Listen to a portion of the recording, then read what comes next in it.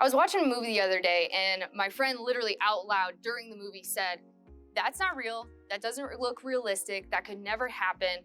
And she kind of made this comment, and I was thinking, I was like, honestly, there's some times in the Bible where I'm like, okay, that's not real. That couldn't actually happen. That's not realistic. And that's what we're talking about. We're talking about these crazy stories, and I have one for you.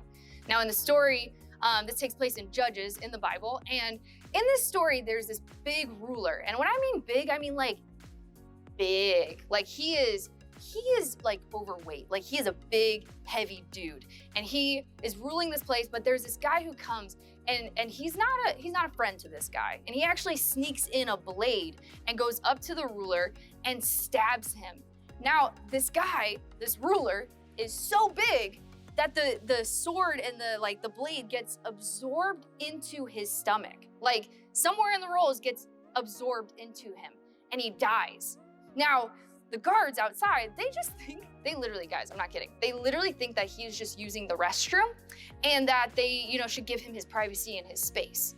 And so by the time they actually go in there, he's definitely dead and they can't find the weapon that killed him because again, it was absorbed into him.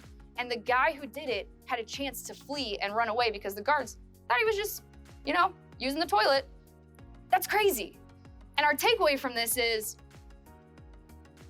I'm not really sure. Honestly, I don't have a takeaway for this one, but I do have another story where we do have a takeaway. Now, this story happens in Genesis, and there's this town, and it's wicked, and it's nasty, and the people in there are evil and not good. And God sees this, and it gets to a point where he's like, I'm gonna have to bring destruction. Like, I'm gonna have to wipe this out because it's becoming such an issue. And there's a man in this town that's name is Lot, and he actually isn't one of those people. God sees that and he's like, you're not one of these people, so I want to give you a chance to get away from this. And he sends an angel, and the angel is very clear to him that they need to flee, they need to run, and they need to not look back. Grab your wife and go. And so Lot grabs his wife and they start fleeing. But Lot's wife does what she's not supposed to do. She turns around and she immediately gets turned into a pillar of salt. Salt. Like, this isn't a metaphor, like table salt, like on your French fries salt, like just becomes this giant pillar of salt. And what can we take away from this? Now, there's two things. One, delayed obedience is disobedience. She should have done what God had said right away with no question and just jumped into it. But she was disobedient. We have to listen to what God wants for us. The second thing is that a lot of theologians, a lot of people think that she turned around because she actually had more of a heart for the town than she was supposed to. She wanted to be a part of the sin. She wanted to be a part of the mistakes and the evil, and she wanted to do those things more than what God had instructed her to do.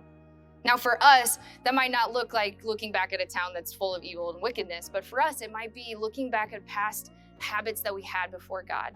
Or maybe it's looking at the way that your friends get to make bad choices, or they get to do things that you can't do because you're following Jesus and you want to be a part of that. There's ways that we have to keep our eyes on God and flee from those old habits, those old mistakes, those sins in our life. We have to look away from those and we have to run towards God because what he wants for us is life-giving and so much more.